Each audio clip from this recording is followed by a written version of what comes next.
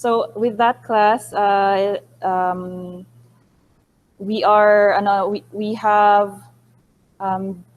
we are happy to have the head director of the Liceo Research Ethics Board, Mr. Dominic Polancos, this afternoon to discuss about writing a research proposal that has the necessary requirements for thesis approval for during your proposal writing. So I will pass on the floor to Mr. Polancos. And let's give Mr. Polancos a round of applause, if ma-unmute na to automix, if ever. Thank you, sir. Yes, sir. Thank you. Good afternoon. Thank you for Good afternoon, sir. good afternoon, everyone.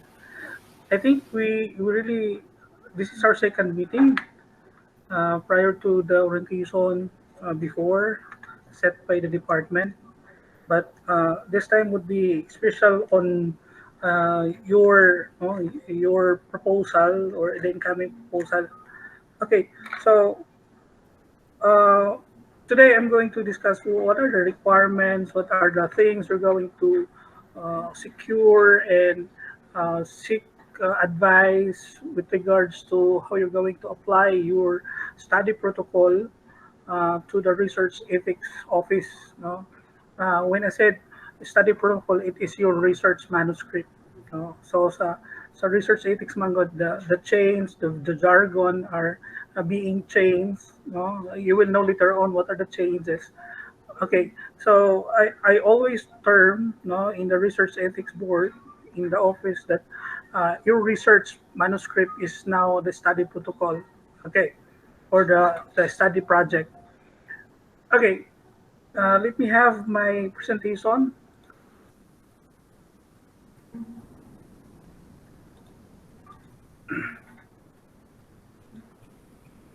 The outline of the talks, I'm going to present my talks with regards to the two kinds of research, no, quantitative, then next to the qualitative. We will not jump with the quantitative because as you go along with your journey in research, you will compare and contrast the difference between the two types of research. It could be quantitative or qualitative. Okay, so the orientation of the office most likely are catering with the students, research protocol with regards to quantitative, analysis. Okay, so as a student, this form is your guide. It's not the study protocol, but this is your guide. What are the things you're going to accomplish prior to the application of the research ethics review in your study protocol or your manuscript? Okay, so you have there the uh, Liceo read form. No, supposedly you will be complying the 4 copies of study protocol or the research proposal, 3 copies which is blinded, meaning all the names, the places that you implement your where you implement your study has been black or erased, no, not visible. And 1 copy, it's not blinded, meaning all the names of the researchers, the principal investigator, as well as the place, the environment, the settings, and whatever it is, no, it is being transparently declared. And that copy is for the office, no, as your official application, one of the attached documents to your application. Okay, so for the health crisis, the COVID-19 pandemic, uh, are just limited to the students that they are going to submit just 1 copy, not blinded. No? Just forget with the 3 copies. The 3 copies is intended for the reviewers, the other reviewer, except me, because if it is a normal situation that the availability of the reviewers, 3 reviewers will scrutinize your study protocol with regards to how ethical and scientific it is. Okay? So, uh, to cut off the budget, no, ako lang sa ang mag-review, no?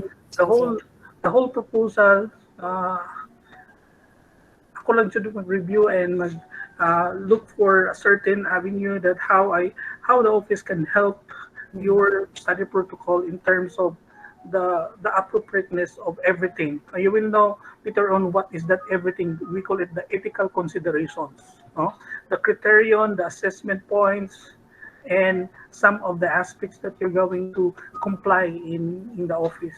Okay, so you will be submitting all your documents, have your transaction, not on my personal email as faculty, but through this email ad, no, liseo@liseo.edu.ph.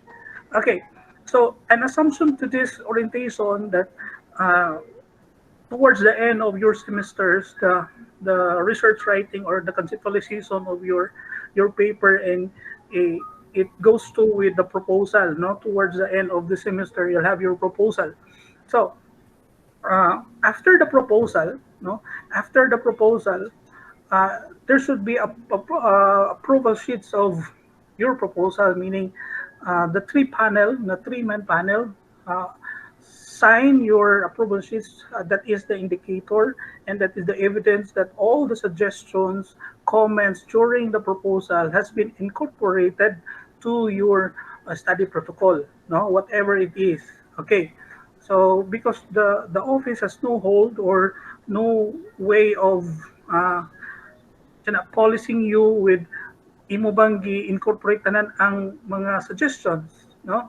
We don't have the control, but your advisor as well as your panels has the control nga gi-incorporate ninyo ang mga suggestion. Though it is a suggestion, but you're obliged to apply that to your study protocol because that is the no the result of having the proposal after. Okay, so assuring na na-incorporate na nimo, you will be submitting the chapter 1, 2, and 3 no with the university template katong institutionalized nga university template and how you're going to make your cover page and the pagination, the margin, no, as it is sana siya, give orientation by Dr. Estina about it, no, the university template. Okay, so chapter 1 to 3, no, in your part, supposedly you're having the instrumentation. You will know later on the sequence of what are the things you're going to submit. But because of the nature of your research is qualitative, no, there's no such as instrumentation or a survey questionnaires, but the instrumentation is the researcher also, no, at the same time. Again, no, mo na yung nakadiferensya din na sa qualitative kay ang principal investigator or the researcher or the team is the instrument because they are going to gather the data, no, in the first hand, either it could be secondary data or retroactive data or retrospective data, you know, whatever it is. Okay, so depende na sa inyong research design. Okay, so you have your data collection form, no? But most likely you have a structured, we call it structured questionnaires, no? A certain question that is being prepared by the researcher to have their interview. Most likely you conduct interview. If it is a qualitative data, you always employed an FGD, the focus group discussion. So you will have the structured, no, questionnaires na imong dalon dito during kay lisod sa kayo og mag aya pa ka mag-think of what is the question you're going to raise to your participants, no? And the informed consent. The informed consent is very vital and essential because your participants is human, no? In the research ethics board, we're trying to protect the human participants as well. Okay, is their rights and confidentiality and their privacy has never been violated by your study. No, muna importante din na. No, muna the informed consent is really the the heart of your study, especially in the data gathering, because because the reason why you're applying for the research ethics review because you cannot proceed in data gathering or any steps in data gathering without the ethical consideration or the ethical clearance from the office. Okay, so you have the orientation later on how the ethical clearance looks like. Okay, so you have there the permission letters, no? your professor tell us a while ago that you're being asking permission to go with or di man po invade no engage with these offices no so pa nang invade mura mo tag China. Okay, so you have there, so at least you have the draft of your permission letters to the offices and asking permissions. You're going to conduct a certain qualitative study, for example. Okay, and the curriculum vitae, no, of the researcher, the principal investigator. Uh, in a normal setting, in a layman's, if we're doing research, we call ourselves as the researchers. But in sa research ethics, ang among gitawag mo sa researcher is the PIs, oh, the PI or the principal investigator. Okay, and the co-investigators. Okay, there. Then you have there the ethical consideration form. I will show it later on.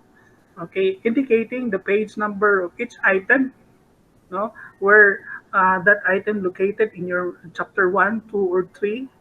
No, for the reason that the certain reviewer can easier, it is easier for him, for me, to locate which item dito nimo nag-incorporate ang imong ethical consideration, assessment criteria, or whatsoever. And the sign application, you will know later on the sign application. Okay. So instead of having kanang slider, uh, you have to use the binder clip. No? But okay raman na siya kay digital man karon. So muna akong gipula kay uh, in lieu of this read marks, no? Maybe your advisor can attest that your study is approved, no? Approved by the panel. Kung dili ninyo mahagila pag ilang signature, because that's the main point is there is an approval sheet signed by the panel. Okay.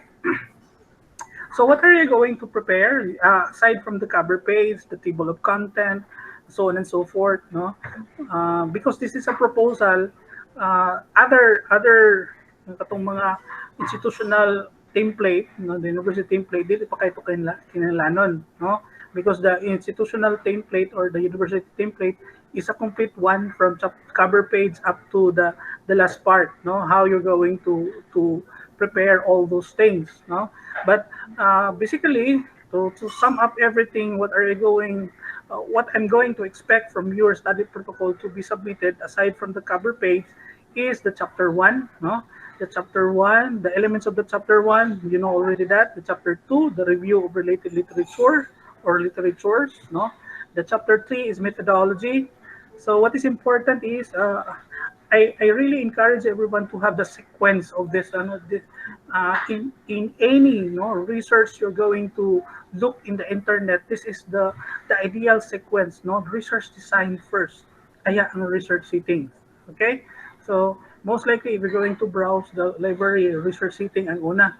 So the right thing to do is the research design. Always start with the research design, research setting, the sampling design, or the sampling procedures, the validity, reliability of the instrument.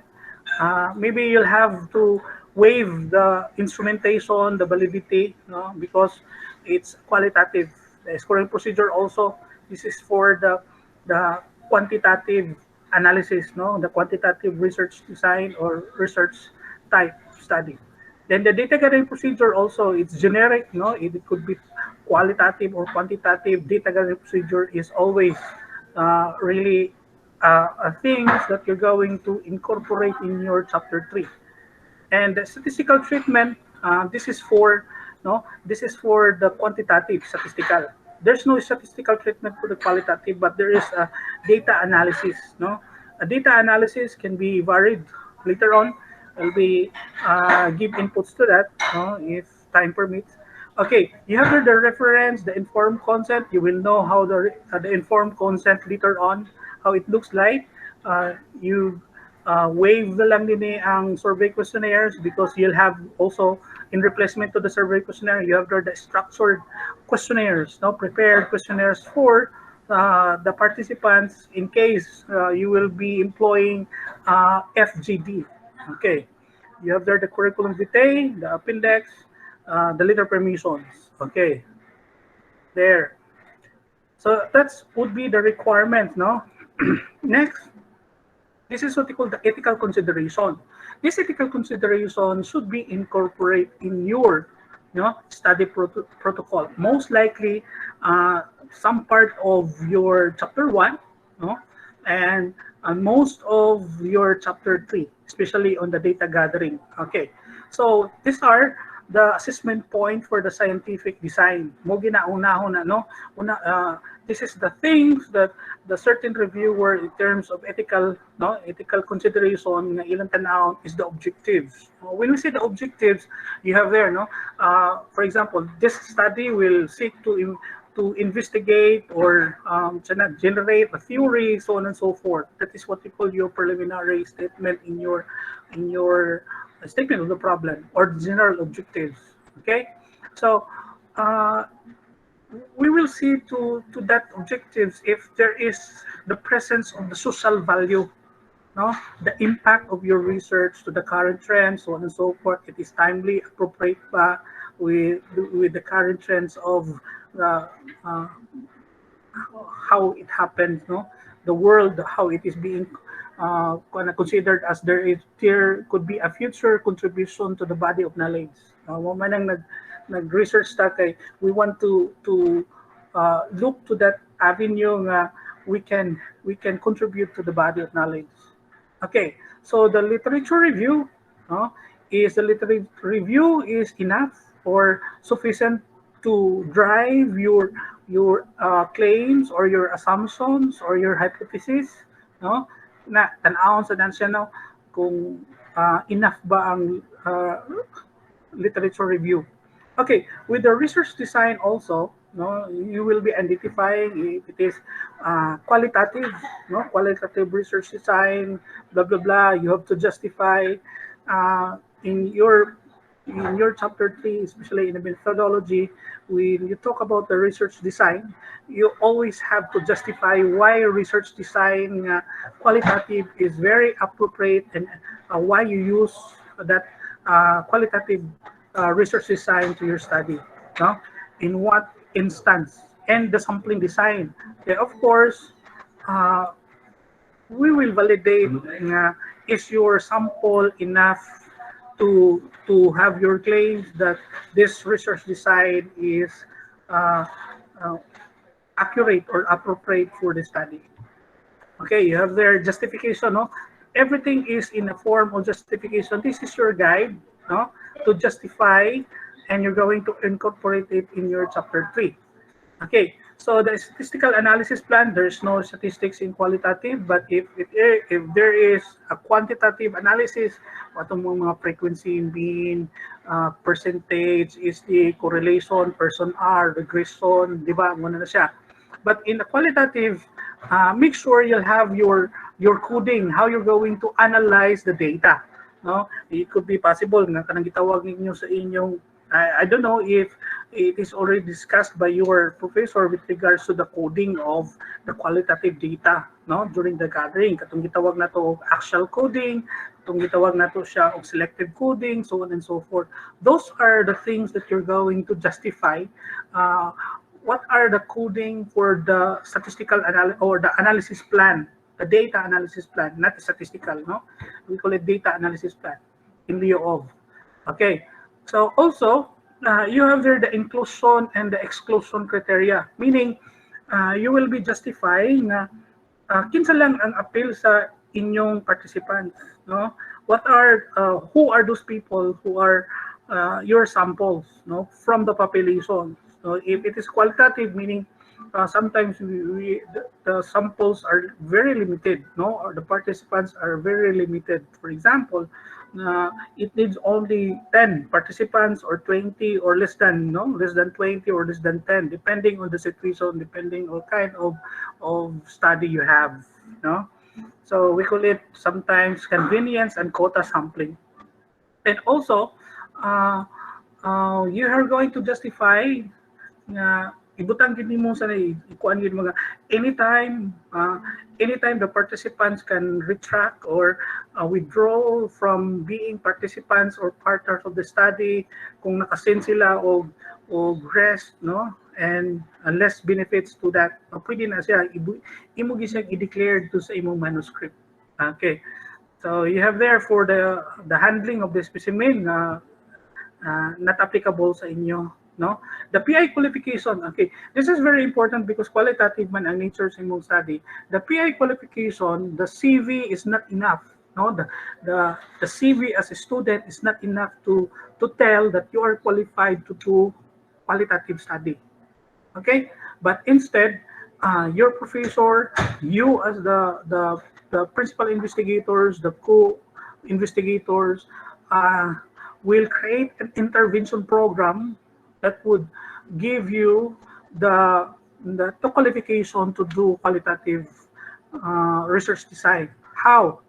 Uh, you will be hiring people to train how you're going to handle FGD, no? Mo dyan na siya, intervention, we call it intervention. Pangitaon dyan na, no? Since it is a qualitative nga research design, the intervention should have the training, no? The training of the students or the researcher, the principal investigator, whoever do the research, no?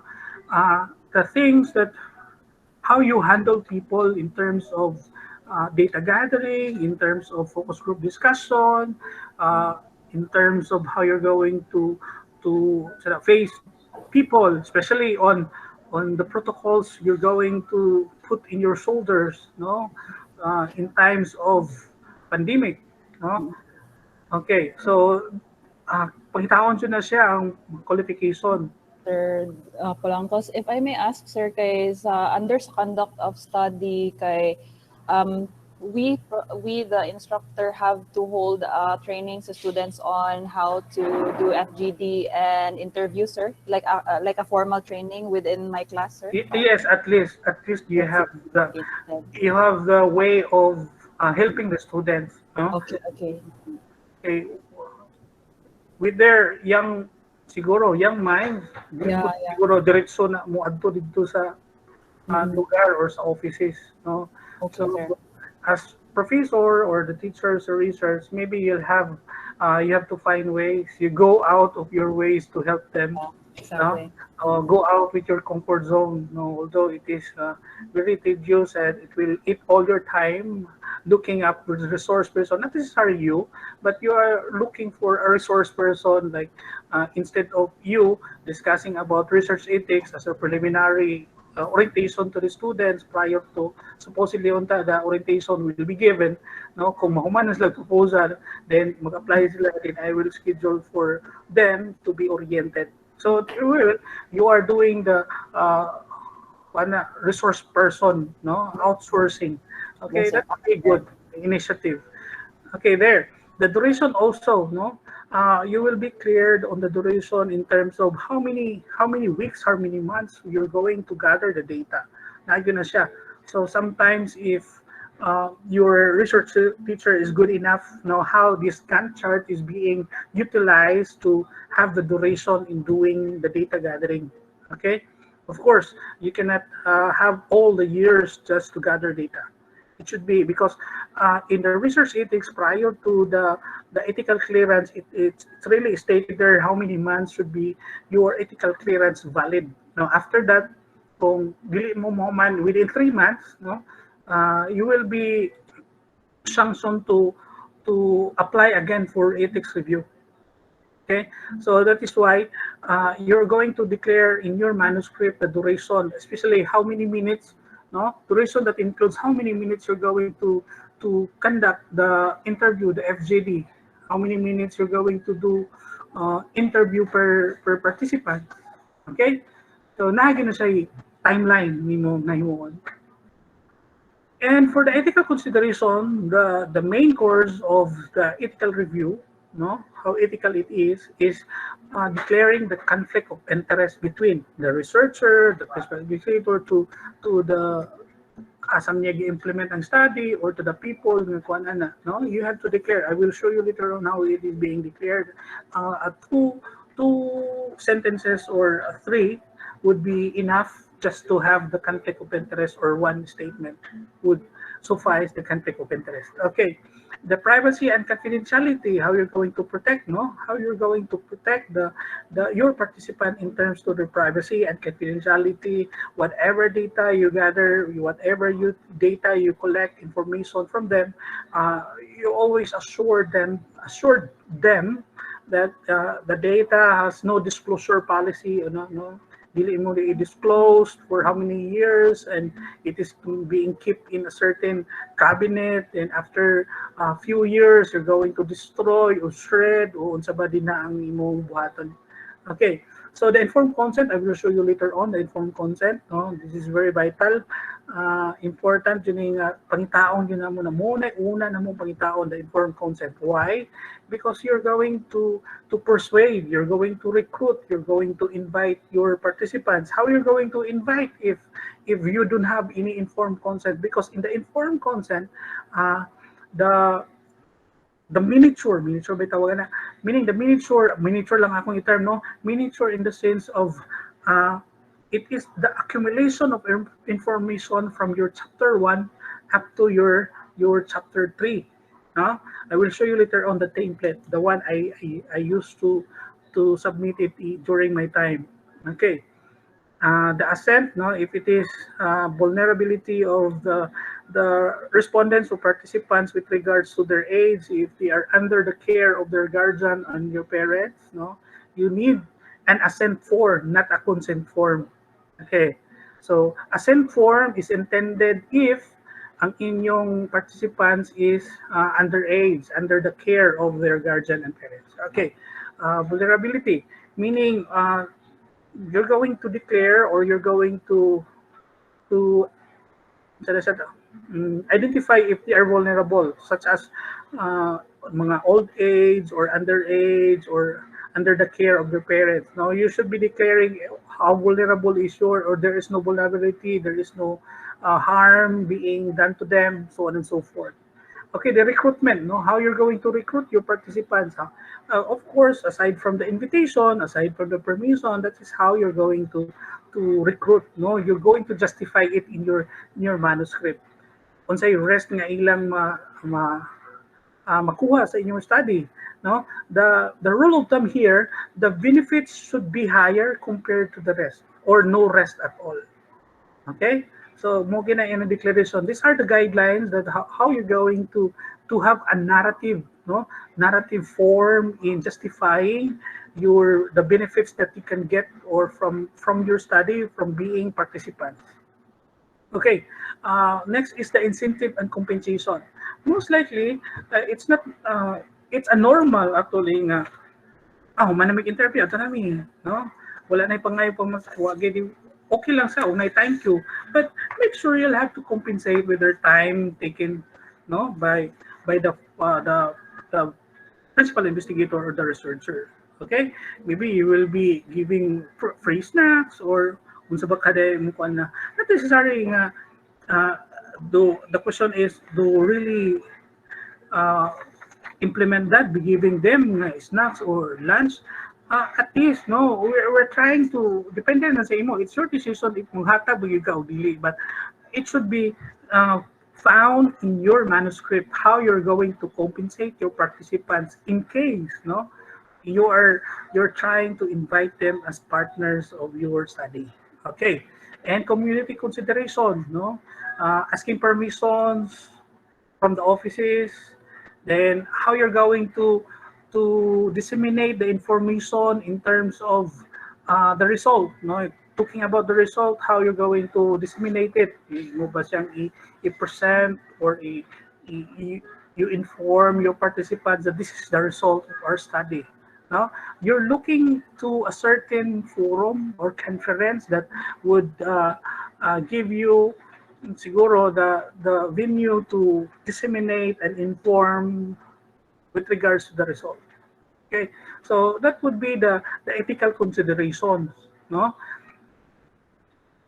I-assume na sa nato, no, nga asa na makita sa inyong manuscript na should be identified or imo sa i-include din na ang unsa na inclusion of the pages where I can find it, no? Para dili kay systematic pud ang pag turn pages nako ba.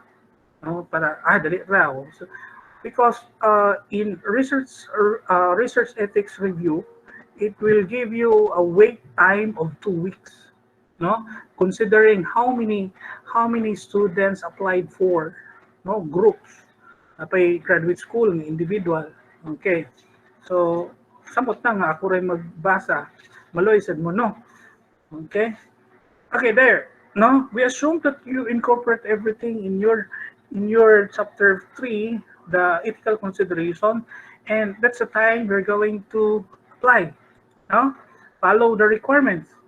So here, you will be given a form. This form is available in the office in digital also. You will be assigning document number, no, signifying that that is your application number. And since it is first, you check the initial or you block in the initial review, no, which you belong here. And the research title, the protocol title is the research title. You will be encoding the title here, no, outside or within the campus. Then you have your names as well as your supervisor, advisor. Here, you check everything and make sure whoever, no, dili kamo tanan mag-submit, no, dili pud kamo tanan magperma. Only the lead researcher or your team leader will apply for, no, in behalf of the group. Okay, and make sure you'll have a digital signature above your name, no? And I will encourage everyone to submit your files in Microsoft MS Word format so that I can also, ano, I can also insert my e-signature here. Kaya pa rin nato i-PDF na as the official documents. Okay? Again, no, maghangyo ko nga dili i-PDF ang submission, no. Don't worry with your signature, dili lagi na nato i-loan sa kuan FICO. Okay, as co-maker. Anyway, research ethics man siya. So all we're talking about confidential and sana siya confidential and privacy of things, no. So I will keep your signature with you within the office. Okay, so next is the informed consent. Medyo taas-taas na siyang informed consent, no? Uh, if you're using the Google form, you can condense this into a short one. But in a quantitative research design or a quantitative study, this is the standard template for the informed consent for whoever the participants. Okay, you have your introduction, no? Just mentioned ganina na the informed consent is the accumulation of all the information from your chapter 1 up to your methodology. Okay, you have the introduction, the purpose of the research, no? So of course, this would vary depending on your introduction, how you're going to introduce the topic, because importante man na siya kay dili man mo ang imong participant dili man mo pabasahon sa tibuok imong chapter 1 to 3 just to know unsa ang imong study all about, no? So you have to summarize everything and put it into an informed consent, no? So the type of research, the intervention, the participant selection, why they are selected as part of, then the procedure, so on and so forth, the duration, no? So you need to have the duration para makabalo sa ang mga participants nga 10 minutes a day ang kuan ani mas maayo kay mulayas na lang ko. So this is what we call the katong gi-mention nga you should be clear on the duration in how many minutes that certain participants can waste, you know. You're going to use their time. Okay, the rest should be it could be no rest at all or no low physical rest or whatever rest kang imong ma-identify if there's any mas maayo na sa nga wala jud rest kang imong i-declare din na. And the benefit should be higher. What are the things that it would be beneficial to them? Paliko na pa nimo sa significance of the study nimo dito, no? That this study will be significant beneficial to the following, di ba? So imo na pud tong i-summarize. Okay? So there, the confidentiality, how you hold the confidentiality and the rest of the privacy of the information. Okay, so you have there 10 years, no? Imo na siyang ikuan, i-keep in your locker for how many years? Then pa din mo siya i-dispose, no? Or destroy the transcript. No, you always have the transcript. Pwede man na siya nga recording, then i-transcribe ninyo later on. That's a good thing of qualitative during interview, no? Uh, ask first, no? Ask first nga our interview is recorded. Is it okay sa imo, no? Kinahanglan na yung mga ways of informing, no? Informing the participants nga i-record na namo, sir, kay later on we will transcribe that, no? Kay we cannot capture everything what is in your mind today, but maybe later on, so on and so forth. Okay, kamo na mag-discard ana. So sharing of result kato ganina, no, how you're going to present it after your study is done, asa nimo siya i-present, no, a certain colloquium or research conference, okay na siya. So right to refuse or withdraw, no. Uh, this one, no, this statement is taken from your methodology. Kinahanglan na gyud sa methodology sa first data gathering, no, declaring the right to refuse or withdraw to a certain instance, no, from any time, no, if they smell or smells, no, if they know that there is a great rest to them, being the participants of your study, so anytime they can withdraw. And butahan yun mo asa sila mag-contact, no? So you have there your information, no, kung kinsa manggaling from the saan siya, lead principal investigator or lead researcher or the team leader. Okay, what is important in the informed consent is you will seek the signature and the name of your participants, and that is the evidence that they are agreeing to your invitation, they are agreeing to the recruitment process, they are agreeing to be part of.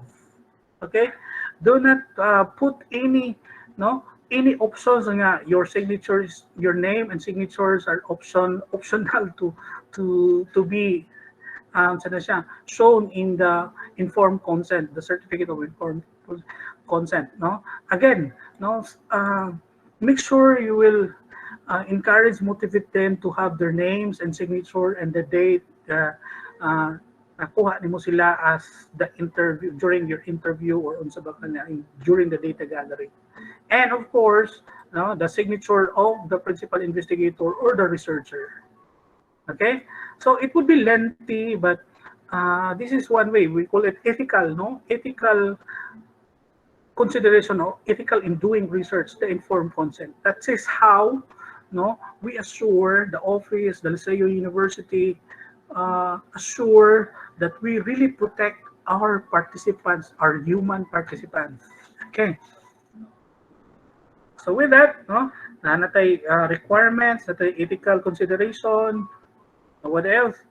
The application form and the information, informed consent. So we'll proceed to how it is being incorporated to a certain chapter 3. No, somewhere in your chapter 3, the ethical consideration are being incorporated. Not all are applicable because this example is a quantitative, no, in nature study. Okay, you just slash your mind or mindset to a qualitative. Okay, so there it always have to restate the objective, no, the goal of your study.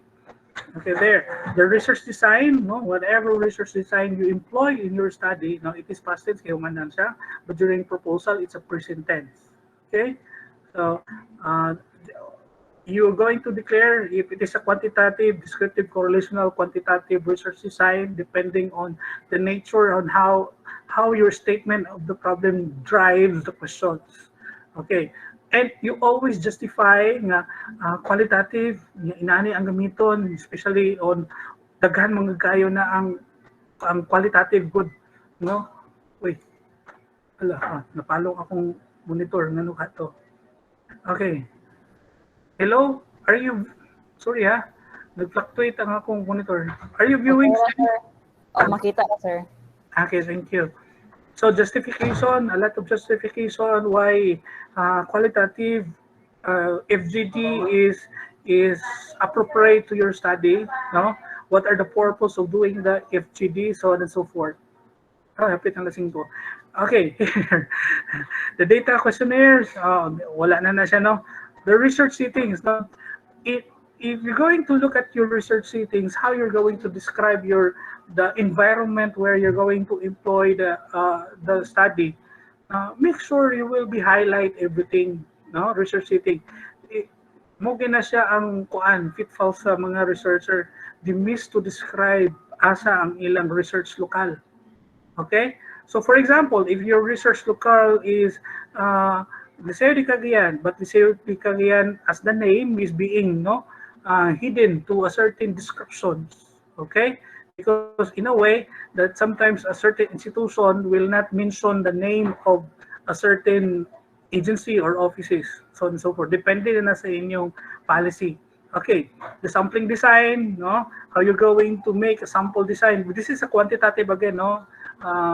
Do not be disturbed with how it is being presented. This is quantitative, meaning predetermined. We call it predetermined sample from the population. Okay.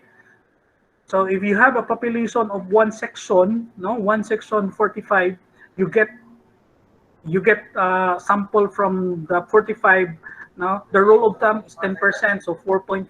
Kung wala may 0.5 na tao, you can go with 5 person. Muna siya ang what we call it the representation of the population. We call it sample. Okay? So there's no such word as take all. But in a qualitative, no, in qualitative data, qualitative research design, no, qualitative nature of research, it could be possible that na scarcity sa imong samples, no, and it could be pwede ra gyud na depende sa in-depth of the qualitative analysis, pwede ra siya duha, tulo, or lima ka person, no, depende sa unsa ka degree, o what is the degree of your study all about. Okay, so for example, no, ang imong participant is commander sa NPA.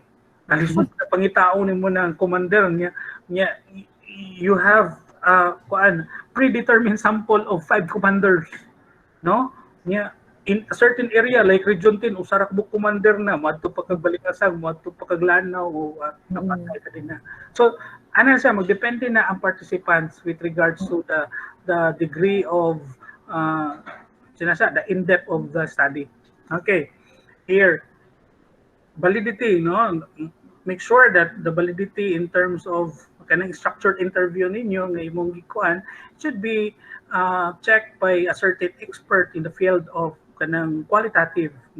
Does these questions really have no sense of asking this to the participants during FGD? So, naadya po na ang validity. Okay, there. Research instrument, there is no research instrument as in qualitative analysis, quantitative types of research, no? But make sure you are equipped with trainings on how you're going to handle FCD, how you're going to handle interviews, how you're going to handle labi na of emotions, no? Labi na, no? Maybe a certain like the people in the guidance office can give you kanang mga tips lang or training with regards to how to handle, how to make an interview as an interviewer. Unsa na sila? They have their jargon, they have their terms, they know what they're talking about, how to handle things. Okay? In terms of, so kinahanglan jud na nga naagi mo training, ayaw gyud mo adto sa gubat o wala mo training, else you will be in up with yourself getting the wrong data. Okay, so there, no, quantitative na siya. We will have to skip this one here. No, this is what they call the duration. No, the first week of January to the duration. Then, this read in color is how the PI qualification, no, the principal investigator qualification, so on and so forth, like this one, no. Okay, then permission, systematic, wala na siya, no. Here, they can freely, di ba, nakita ni mo na siya ng statement na dito na siya sa informed consent because you're getting some points in your from your from your manuscript to your informed consent again, no, because the informed consent is intended because you don't have any, no, dili man nimo maka-afford nga tagaan nimo sila og chapter 1 to 3 ang kada participant just to read, because they have their rights also not to know what is the nature of your research, why you're doing everything with this interview, what you're doing, give the gathering, no, because in the research ethics we always emphasize na there should be no deception with the participants with regards to what is the goal of doing research, no, especially in the data gathering. Okay, so there, no, and napo din ang no conflict uh, here. Here reminds ako biti pa. Asa mo to nga part no conflict. Um, mm, I cannot look where I can find the no con. I hear, no, na pula na mo tanan ni siya. This is how you're going to compensate katong compensation and kung ano. So during my time, no, you will be given a personalized coffee mug, thank you card, and a meal ticket for lunch, so on and so forth. Okay, so that is how you're going to do the compensation, no, the incentives. Mm. So no conflict, so no participants has a direct relationship, researcher. This is Kailangan gid og budget baya gid sir kanang mas magauna ka pilay magasto na agi gasto. Oo. like research is very kung ano, expensive yun siya kung tinud-on jud ba. Mm. O there's no free man karon nga panahon na wala gyud free unta. Ah, di kay to nawala man to no conflict of interest. Basta there's some portion here nga there is no conflict of interest between uh, no participant and here. Kini siya no, naito man ako no. The researchers and faculty members declares there has no conflict of interest and all procedure will follow in accordance with the ethical standard. Kanara good ng mga statement and it would be suffice the research ethics with that. No, again, no, it's the ethical consideration is just only a declaration. It's just a justification na imong incorporate sa imong methodology chapter 3. Okay.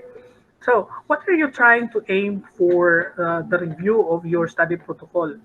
No, so you always be paid with your effort in applying for the research ethics review application because the office will give you this ethical consideration. Inani siya. This is the official, no, the official letter to you nga imo ni siyang part of your attachment, no, the name of the applicant, no, ayang course dayon, the title ayan ang iyang code, no, then here approved for implementation. If there is in approved for implementation, then you are go to go for the data gathering. And it should be signed by people uh, in this office. Okay? And that would be the orientation. I hope I help you with regards to the preparation of yourself with regards to the application of your research to the ethics board. Thank you very much. Thank you very much, Sir Palancos. We'll have a quick question and answer for any student who has questions. Yes. Do you have any inquiries, everyone? Is everything clear? Klaro na. So Sige, in qualitative, you always have to aim for generating the theory from the grounded theory you apply. No, the grounded theory, we call it kung sa to siya. By the way, no, thematic magod na inyo ang data analysis ninyo. So kung pwede mag-engage mo to a certain software like in vivo. Yes, That's sir. what in vivo nga software. So maybe kay qualitative man mo, you always anchor your study with the Straussian grounded theory, the constructivist grounded theory, and the grounded theory is really vital in your qualitative research design. Exactly. Kailangan din ang theory sa i-appeal na you will include that in your theoretical framework class. Sir, may I ask, sir, when you mentioned en vivo, sir, is this ano ang en vivo, sir? It's a qualitative na siya, software intended Oh, for okay. oh, Ano siya, sir? Pwede makasearch yung theory, ana, sir? no, it's a software. It's a paid software like just like SPSS. No, Ah, I it's an see. equivalent to SPSS. Like you're just having siguro. I have training. I have knowledge, not training. No, I have Mm, knowledge with regards to in vivo. All mm, the interviews, imo mm. na ibutang dito sa folder. All your kuan ka na mga video clips, ibutang nimo dito. Then uh, let the software, the in vivo software, analyze, and it will Ah, give you yeah. the thematic, the thematic. Ah, wow, amazing. Ano Mm, sa spelling sa in vivo, sir? E-N-V-I-V-O. capital N, then vivo. N lang. Okay, okay. Noted, sir. Ako na yung tanawon. Just Mm-mm. So analysis, this is more on the analysis of data na portion, which is chapter 4 class. data analysis software for qualitative. Very good. Thank you, kay sir. Can I ask, maybe, okay, for lack of time, no, I'd like to ask na lang my own question, sir. Okay, is everything clear to everyone? Can I get a yes from the class?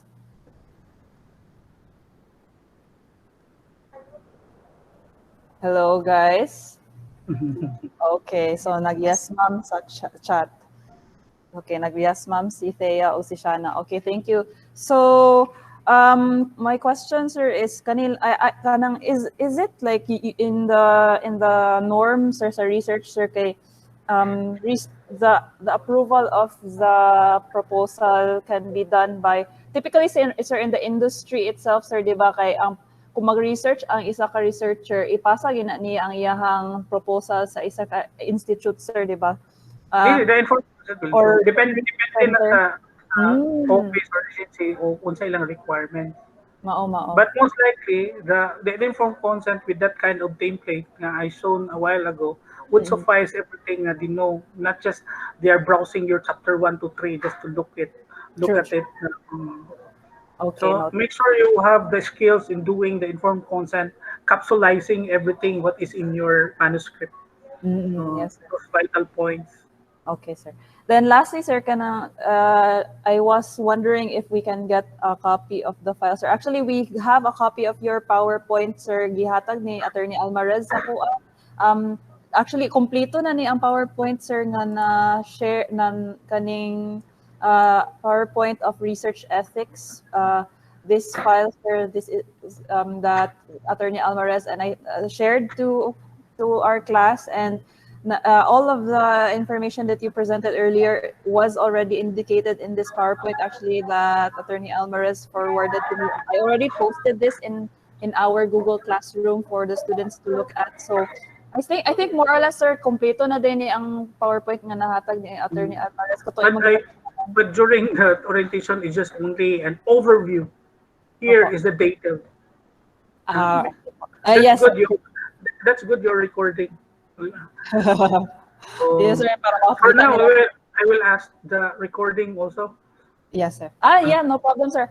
Ito na ni siya naana pod ang kaning unsa itsura sa ethical consideration letter. What is the template? So, class, if you have like questions now, sir, can I get a copy of your files? You don't need to ask for it anymore because it's already posted in the Google Classroom. Okay.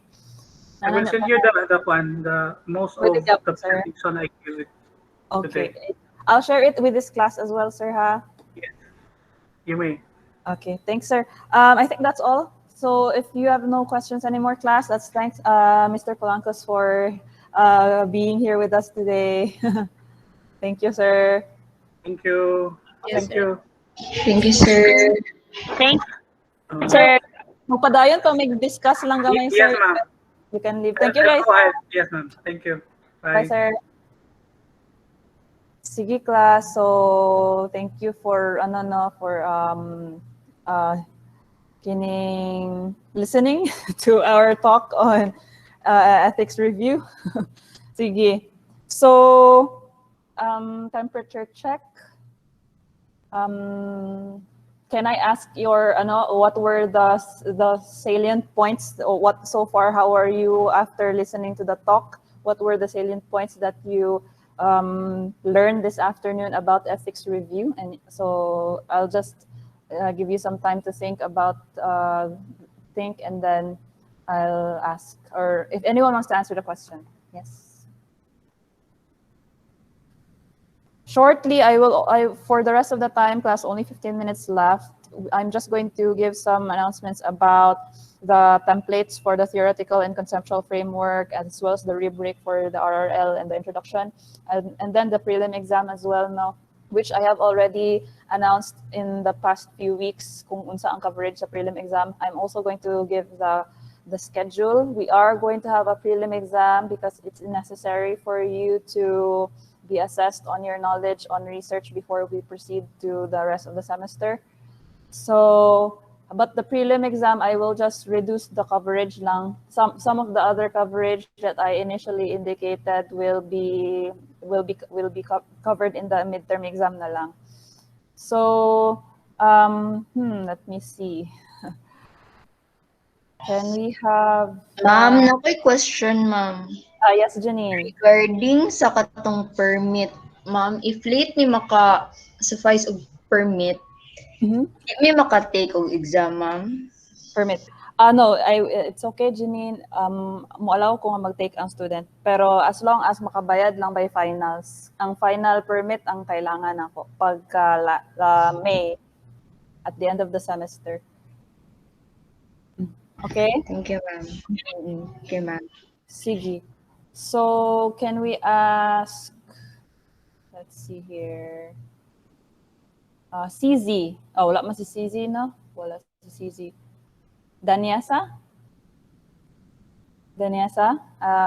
What were the things that you learned during or after the talk? And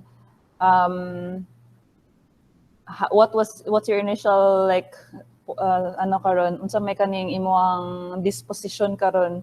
What's your disposition after listening to the ethics review talk? Sige, if okay ra ang imong mic, Daniasa, maybe you can share na lang later. Can we have Roxanne? Yes, Roxanne. Ma'am. Yes, same question, Roxanne. Kuan, ma'am, dili gid sa yun mag-research ug gasto tayo. Okay. Ano na ta, magbayad pa ta. Niya, sa research, di ba, ma'am, nga maggasto. Yeah. Maggasto gid ka. Nagkalisod naman din ang research karon, ma'am. Ang atong klase, nagkalisod? Dili, ma'am, ang pagpaminaw lang kaganina kay sir, kay murag nagkalisod na akong una-una. Kasi sa kayo, ma'am, if Ang inyong topic? Oo, ma'am. Okay, oo. Lagi, kaning... Ay, ma'am, nadi ko'y pangutana, ma'am. Yes, Danessa. Ma'am, kanang mangutana lang ta ko, ma'am, ba katong tanan nga yang gipang present ni Sir bitaw, ma'am, kanang Yes. imo to i-post, ma'am. So yeah, so it's already posted, Danessa, in our classroom. I just posted it yesterday, I think. So just look through the under the topic research in international studies in the classwork page. It's the last file, Liceo Research Ethics Board. Ethics, there's a file that I posted yesterday. Okay? Okay, ma'am, thank you. Ito na to, tanan naka-PDF to siya. Tanan gi-discuss ni sir. Naana dito nga PDF file. Sige. Okay, ma'am. No problem. Sige, so good. Thank you, Roxanne. So, dili sa'yo ng research o gastos siya. Nga, just to comment, class, no, there are research grants actually, you know, for students, and it is possible for you to apply for a research grant if gasto ang inyong research. Pwede ninyo ipasa ang inyong research for a research grant. Try to ask Mr. Polancos, no. You can search for his email sa Liceo nga directory, i-email si Sir Polancos if na existing research grant kay na kung ma-accepted ang inyong study for a research grant, hatagan mo og funding ana para mabuhat ninyo inyong research during the data gathering na may existing ana. It's either mangita mo research grants sa Liceo or naay available research grants outside of the school like sa CHED or anything like that. Especially sa mga ga-study sa COVID diri nga klase. If naay mga existing research grant for COVID research, applyin ninyo para mataagan mo kwarta sa pagbuhat sa inyong data gathering around summer or next semester. Okay? So with regards to the templates, I will just post the template for the theoretical framework and conceptual framework assignment, which is due on Monday, and which is February 15. Okay, nabisig ko this the past few days on our thesis and the advisors and my classes as well in gender, no. And then now, I know that I haven't exactly expounded on the prelim exam in the last few meetings, but as what I had already posted in the Google Classroom, we will have the assessment for, or rather the term assessment for research. I will share my screen. It's already posted in the classroom. So here, so please take note that we will have the prelim exam for the class. However, I will not include points 5 and 6 anymore. We are only going to have the coverage from 1 to 4 here. So the coverage of the exam will be only research, a way of thinking, the research process, the RRL. So just read the book, that will be the coverage of the exam, and then formulating a research problem. Points 5 and 6 will be in the midterms na nako naibalhin. Ang kaning atong topic today, the topic on research ethics board approval, kay this will be one of the coverage for the midterms. The coverage for the midterms was already noted in our calendar. As you can see here, this will be the coverage for the midterm exam on March next month. So for the prelims, can you study? So the question types will be multiple choice. I will not ask you to do like application na kay nagpasa naman mo sa inyong assignments. So mauna tong assignments ninyo, ang quizzes ug ang assignments. That will be enough for the application portion of the topics. Just worry about not worry, but just study the technical terms that were included in the book, such as what are the types of research designs, qualitative, quantitative, and then the research process itself, the steps, the 8-step process in the research process, reviewing the literature, as well as the 7 steps in creating a research problem. So just focus on that for the exam. So the question types will be multiple choice as well as diagram, or rather arranging the steps in proper order, So that will be for the exam. Now the schedule, our exam is scheduled on February 18, 4 to 5:30 p.m. during our regular class hours, the same schedule, but on Thursday. I know that it's dungan gid tanan, but that is college for you, That is major subject life na ang mga requirements gapatong-patong sa each other, gadungan ang mga deadlines. But I already gave the deadline for the RRL and the introduction ahead of time a few weeks ago. So hopefully you were able to make use of the time so far in the last 3 weeks to write your RRL and to make your introduction. Now, in relation to the advisors, so I already emailed and messaged each group this afternoon regarding your research advisors. And for, I think the groups that are still waiting for the final say of the advisors are, let's see here. We have the group of Shania, Marb's group, as well as Roxanne's group. So tulo na lang. The rest is na-finalize na kay si Sir Kivs ug ako man ang advisor sa uban group. So If kindly just follow through the message that I sent this afternoon, class, and if you have any concerns na in the next few days, okay ra ko magtubag og messages tomorrow during holiday. I-try lang sad nako na if ever like over the weekend, ayaw lang siguro ng Sunday, pero okay ra ko sa Friday, Saturday mag-reply og concerns. Yeah, sorry if di na ko matubag diretso. You can call me actually, mas mo-prefer ko nga tawagan ninyo ko if urgent yun. Kay I also have class dagan gid ko kuan klase karon ya mag-check ko og papel no, so that's basically for replying messages. Do you have any concerns as of now on your thesis?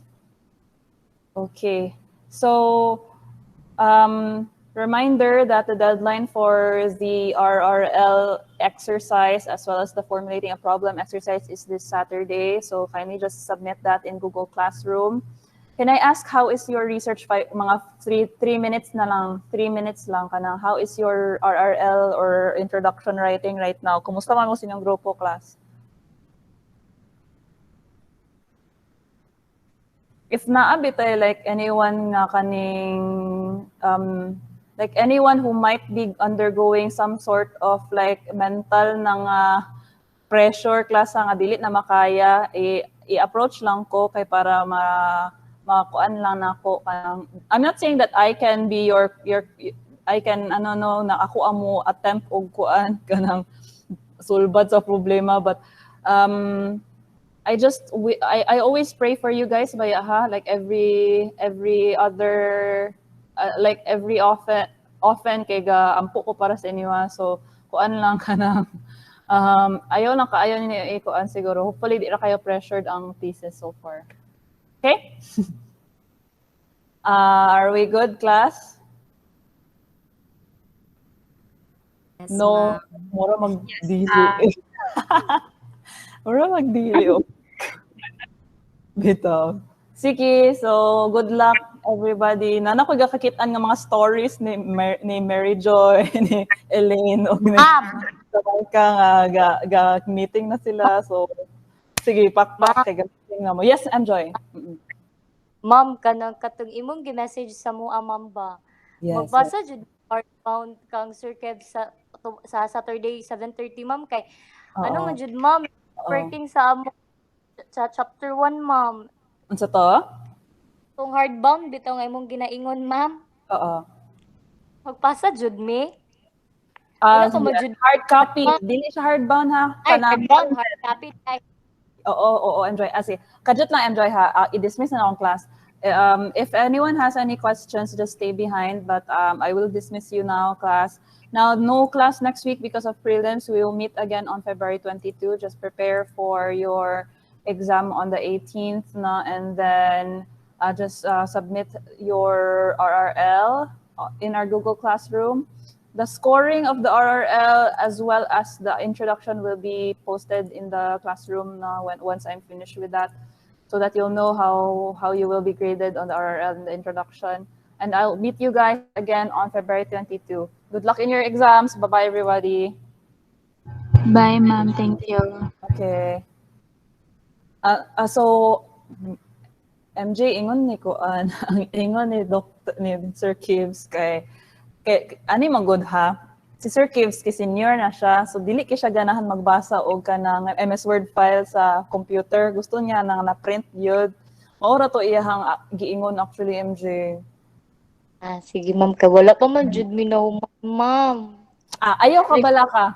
Oh my God, na-pressure na mo. Oo ma'am, kay na po man jud na lain subject nga mo gipang buhat ma'am. Oo. Ipasa ang ihatag ra ni Sir Kibbs katong inyong answer sa quiz 3 ug 4 kato na lang. O katong inyong gisulat dito sa Google Form, i-print to ang Google Form. I think ma-print naman siguro ninyo. Wala mo may copy sa inyo ang response na sa Google Form. Basta MS Word file na lang tong kuan katong research topic. Ang isulat so mag-print mo ka ng MS Word file nga nakasulat inyong ngalan, inyong email address, inyong mga cellphone number, o niya katudayong inyong topic, ang inyong research advisor, butang na lang si Sir Kibbs, o niya katudayong problem statement. And then i-print na din itong quiz 3 ug 4. Pwede ra kana. Okay, ma'am. O katong mga RRL, at least katong RRL ninyo sa quiz 3 and 4, katong gid tanan, so di ba tagsa man mong tulo nga naaman mo yung quiz 3, tagsa man ang quiz 3 pero ang quiz 4 kay as a group na. So katong quiz 3 kamo gid tulo, katong tulo ninyo ka worksheet i-print to siya niya kato yung quiz 4, kato lang yung quiz 4. Okay? Okay, ma'am. Then meet na mo sa Google Meet. Ay, MJ, basin di ay mag-generate ko og new nga Google Meet link para sa inyo ano. So i-text na lang ko ninyo or tawagi ko nga ma'am kana alas 8 na, please make the Google Meet link sa amua kay mag-meeting namin ni Sir Gibbs ana lang. Okay, ma'am. Sige. Bye, MJ. Thank you. Ay, questions guys? Naapay questions? Ay, ma'am. Yes, What if MJ, yeah? Kanang 7:30. Kasi Kamatamam ba naman? Ito, dinig liseyo, dili. Nang late na mo mapasa, ma'am. If late din yung mapasa, si Sir Gibbs na mag-adjust, no? So, okay naman siguro. Usahay gani, late man sa Sir Gibbs. Usahay late si Sir Gibbs. Muabot usahay alas 9 na siya gaabot actually sa Sabado. Dili na siya gaabot kaayo alas 8. Sige, ma'am. Sige. Anyone else? Questions? Ma'am, nakoy question.